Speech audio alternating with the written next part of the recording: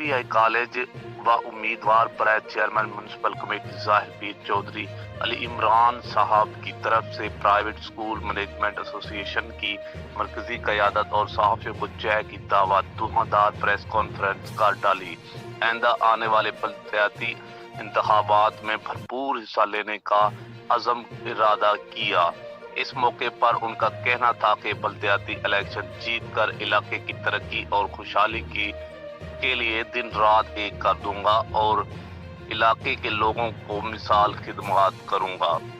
سیاست برائے خدمات پر یقین رکھتا ہوں۔ ان کا مزید کہنا تھا کہ اگر مجھے موقع ملا تو آپ دیکھیں گے ترقی کیا ہوتی ہے۔ شہریوں کی بلا تفریق محرومیوں کا ازالہ ہوگا اور لوگوں کو بنیادی سہولیات میسر ہوں گی۔ سیوریج سسٹم میں دھڑلے سے کرپشن کے خلاف احتجاج کرنے کا اعلان کر دیا۔